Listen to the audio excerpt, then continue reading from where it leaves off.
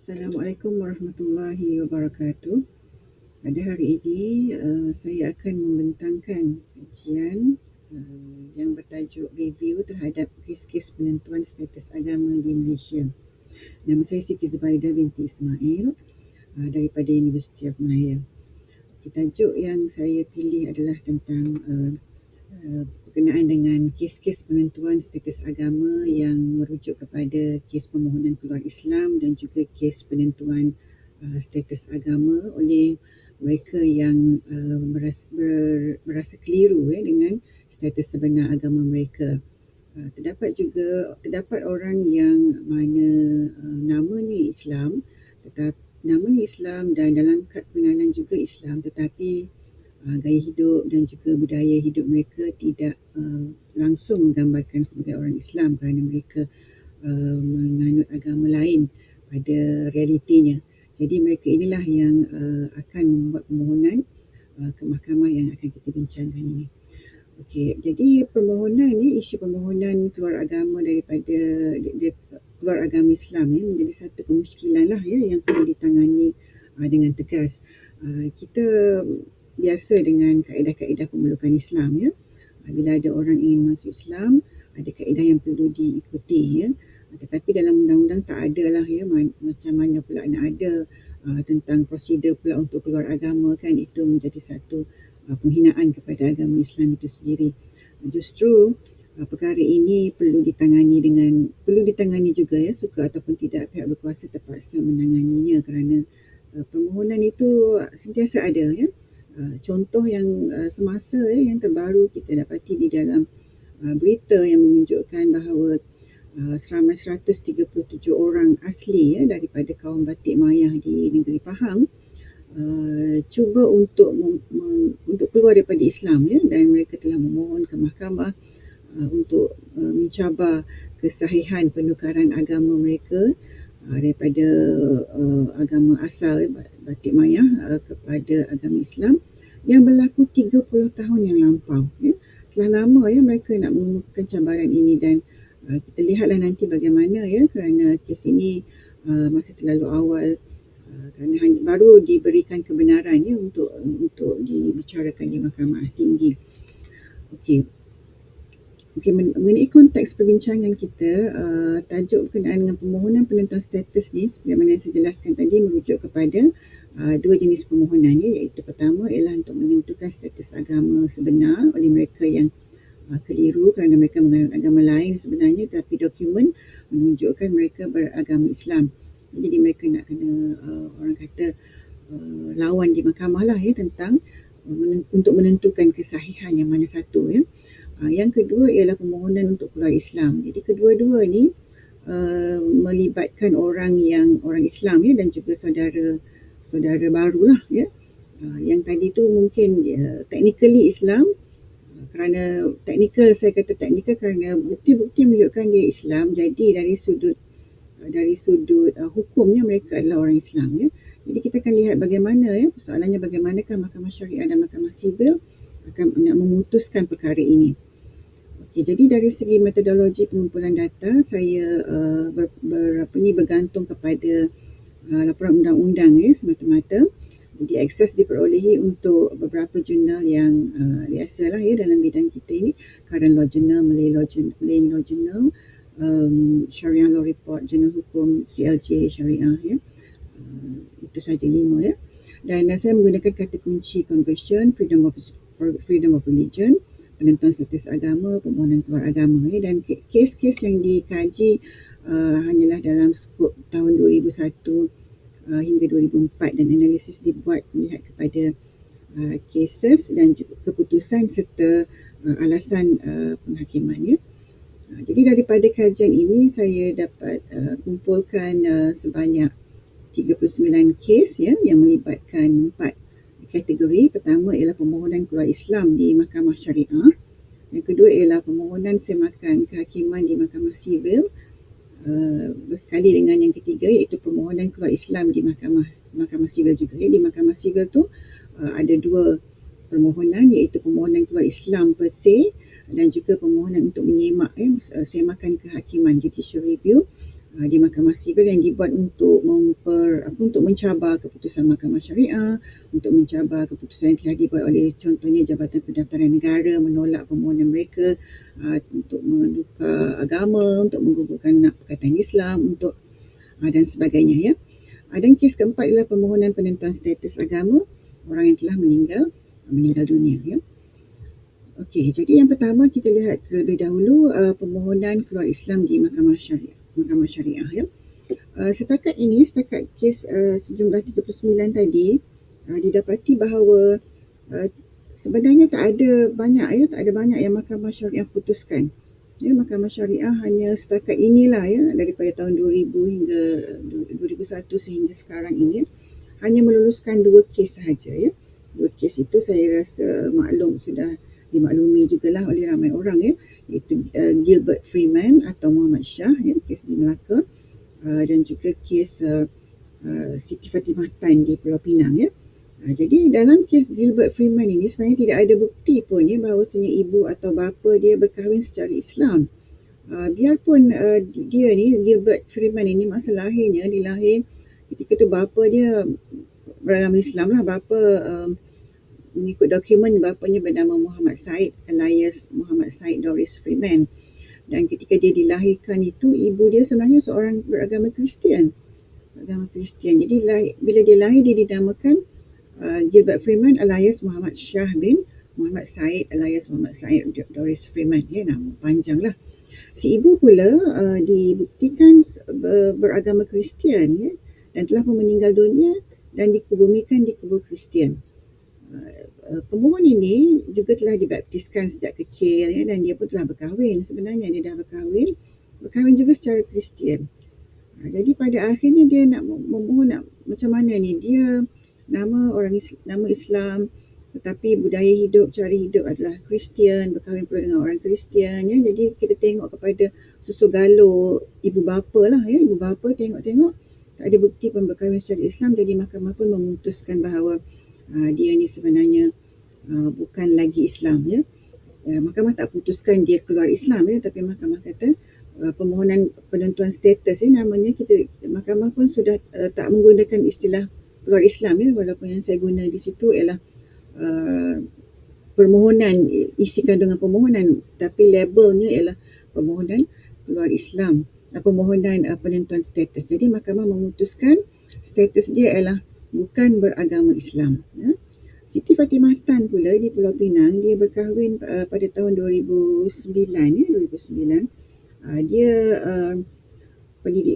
pengislaman dia dibuat kerana ingin berkahwin dengan seorang yang berbangsa Iran, ya. Seorang berbangsa Iran itu telah meninggalkan dia dan dia lepas masuk Islam tu tidak mempedulikanlah, ya, untuk mendapat pendidikan dan sebagainya. Bila dia berkahwin, dia tetap juga mengamalkan ajaran dia, pergi ke kuil, ya, menyembah Tok Pekong dan sebagainya. Dan dia selepas suami meninggalkan dia telah pergi ke Mahkamah Syariah untuk menentukan untuk keluar agama, ya. Jadi ketika itu Mahkamah Syariah di Pulau Pinang tidak ada tata cara istitabah atau perundingan cara akidah, maka dia terus dibicarakan dan mahkamah setelah melihat bukti-bukti yang ada telah memutuskan dia bukan lagi beragama Islam. Yang kedua ialah permohonan semakan kehakiman di Mahkamah Syariah membabitkan kes daripada tahun 90-an lagi, ya.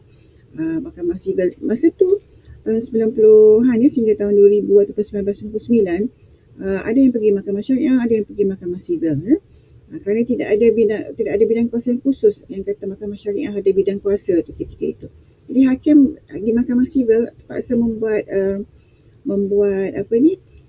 pentafsiran, ya. Jadi membuat pentafsiran yang mana kalau kita lihat ada dua pentafsiran, ya, yang membabitkan. Satu, hakim yang mengatakan kita perlu kepada express provision kerana jurisdiction cannot be derived by implication. Ini dinyatakan oleh hakim seperti Yusof Chin dalam kes Ng Wang Chan dan juga Tun Hamid Muhammad dalam kes Lim Chan Sing. Manakala hakim lain lagi yang lebih kepada menafsirkan perkara ini secara implied walaupun tak ada bidang kuasa mahkamah syariah secara hitam putih, tak ada dalam enakmen pentadbiran, tak ada dalam akta pentadbiran, tetapi secara implikasinya mahkamah syariah ada bidang kuasa tersebut ya. Sooner or later lah akan buat lepas ini je kena buat undang-undang tu. Jadi macam itulah ya, kerana logiknya pemelukkan Islam bawah negeri, maka secara implikasinya keluar Islam juga di bawah negeri, kerana ini semua berkaitan dengan hukum syarak ya. Ini diputuskan dalam kes seperti Hun Muming, Dalip Kaur dan juga Sung Sing. Kemudian berlaku kes Lina Joy ya. Lina Joy, Mahkamah Lina Joy telah lama ya, Lina Joy daripada 1997 sehingga 2007 tak silap saya, 10 tahun ataupun lebih. Kes dia daripada permohonan untuk tukar nama di Jabatan Pendaftaran Negara, kemudian permohonan nak buang Perkataan Islam, kemudian dia membuat menggunakan saman di Mahkamah Tinggi, kena tolak, naik ke Mahkamah Rayuan, kena tolak, sampai ke Mahkamah Persekutuan. Mahkamah Persekutuan kata permohonan keluar Islam perlu dibuat di Mahkamah Syariah. Jabatan Pendaftaran Negara bila minta daripada Lina Joy surat bukti daripada Mahkamah Syariah kata dia telah keluar Islam ataupun bukan lagi Islam, barulah kemukakan kepada JPN untuk tukar nama, untuk buang Perkataan Islam. Macam tu kaedahnya. Dan selepas Lina Joy pun, mahkamah-mahkamah sivil juga memuktamadkan, mengatakan bahawa this court meaning civil court, obviously bound by the clear ruling in Lina Joy as a matter of judicial precedent. Ya. Jadi apabila walaupun pasca Lina Joy kita ingatkan dah muktamad semua, maka pihak-pihak yang ada kepentingan untuk menentukan status agama, untuk keluar agama dan sebagainya, bolehlah pergi ke Mahkamah Syariah, tetapi tidak ya. Sebaliknya mereka tetap juga ke Mahkamah Sivil mencabar keputusan Mahkamah Syariah menerusi semakan kehakiman ya. Semakan kehakiman ini boleh dibuat oleh individu lah ya, Mahkamah Sivil, tetapi yang mereka cabar ialah keputusan Mahkamah Syariah ya. Plaintiff ni dia mencabar, plaintiff orang yang nak memohon tadi, mencabar keputusan, memohon perintah untuk supaya Mahkamah Sivil ni menterbalikkan ya, mengakaskan keputusan Mahkamah Syariah yang kata dia kekal sebagai Islam, dia reject ya permohonannya. Kemudian diminta pula perintah, bukan setakat meminta perintah mengakas keputusan Mahkamah Syariah, juga minta perintah mandamus dan sebagainya supaya JPN tu buang Perkataan Islam. So dia minta mahkamah membuat perintah-perintah tersebut. Dan alasannya ialah kerana artikel 11.1 kebebasan beragama ya. Jadi mereka menghujahkan bahawa mereka mempunyai kebebasan beragama untuk memohon perkara-perkara tersebut. Dan ini disokong oleh lawyer-lawyer mereka lah ya, peguam-peguam mereka mengemukakan hujah kebebasan beragama itu termasuk kebebasan untuk memilih agama dan termasuk juga keluar agama. Responden seperti Mahkamah Syariah dan sebagainya mengemukakan jawapan balas mengatakan bahawa ini adalah satu abuse ya, satu salah guna proses mahkamah, permohonan ini remeh, buang masa mahkamah dan sebagainya. Okey. Yang ada juga kes permohonan nak keluar Islam betul-betul ya, pergi ke Mahkamah Syariah. Ini kerana macam tadilah, ada negeri yang masih belum lagi ada kaedah, ada peruntukan, kata mereka ada bidang kuasa. Kata Mahkamah Syariah ada bidang kuasa untuk menentukan status agama orang yang hidup ataupun orang yang mati. Ada negeri seperti Sarawak ketika kes ini berlaku sebelum tahun 2018, pergi ke Mahkamah Sivil untuk memohon murtad itu ya, memohon keluar agama. Tetapi Mahkamah Sivil terikat dengan tadilah ya, petikan yang saya sebut pada pasca Lina Joy itu, bahawa Mahkamah Sivil memang faham dia tak akan ya entertain permohonan-permohonan ini dan dia tolak. Jadi di Sarawak ketika itu 4 kes itu ditolak ya, Mahkamah Sivil tolak dan menyuruh mereka merujuk ke Mahkamah Syariah. Masalahnya Mahkamah Syariah tidak ada bidang kuasa tersebut, tidak ada kaedah bagaimana nak buat dengan permohonan keluar agama ataupun penentuan status agama. Justru semenjak 2018 tu Kerajaan Negeri Sarawak telah membuat mendraft undang-undang ya, dah ada bidang kuasa dan juga sudah ada kaedah penentuan status agama Islam ya. Itu satu kejayaan lah juga ya. Kemudian yang terakhir ialah kes penentuan status jenazah ya. Jadi ada 4 kes dan kesemua ini Nelson, Murti dan juga Dalip Kaur, anak Dalip Kaur diputuskan Islam, kecuali Nyonya Tahir lah ya, bukan Islam. bukan Islam disebabkan bukti-bukti lah ya. Jadi rumusannya perlu dipertegaskan lagi lah tentang artikel 1211A tentang Mahkamah Syariah dan Mahkamah Tinggi di bidang kuasa yang tersendiri dan tidak boleh overlap, tidak boleh overrule ya keputusan mahkamah yang satu. So, Mahkamah Tinggi tiada bidang kuasa dalam bidang penentuan status agama. Permohonan perlu juga dibuat ke Mahkamah Syariah suka ataupun tidak ya. Kena berhadapan dengan tata cara yang telah ditetapkan lah, iaitu kena pergi prosedur istitabah, undi cara akidah dan sebagainya. Biarpun kebenaran diberikan untuk melakukan semakan kehakiman ke Mahkamah Persekutuan setelah kes ditolak di Mahkamah Tinggi dan Mahkamah Rayuan misalnya, keputusan tetap akan berlandaskan kepada isu bidang kuasa. Adakah mahkamah ada bidang kuasa ya? Sedangkan Lina Joy telah memutuskan ya, Mahkamah Persekutuan sendiri dalam Lina Joy mengatakan Mahkamah Sivil tiada bidang kuasa untuk melayan tuntutan penentuan status agama.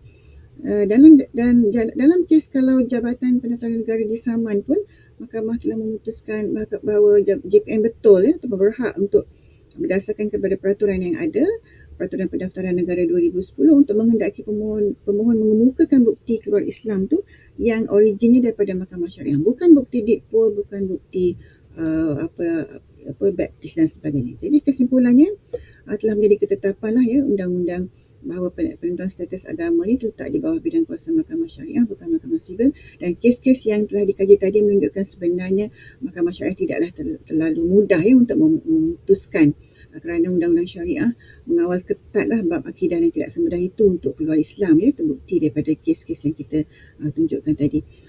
Barangkali ini jugalah yang mendorong pemohon untuk pergi ke Mahkamah Sivil ya, untuk membuat tuntutan kerana sendiri mengaku bahawa mereka bukan lagi Islam. Mengaku sendiri ya, saya bukan Islam, so saya tak tertakluk kepada undang-undang Islam, maka mereka pergilah Mahkamah Sivil. Itu dakwaan mereka ya, tapi lain ceritanya apabila pergi ke Mahkamah Sivil, kerana Mahkamah Sivil akan memutuskan bahawasanya kalau ikut artikel 11 kebebasan beragama tu, dia tidak mutlak dan tidak termasuk orang-orang Islam. Terima kasih. Assalamualaikum warahmatullahi wabarakatuh.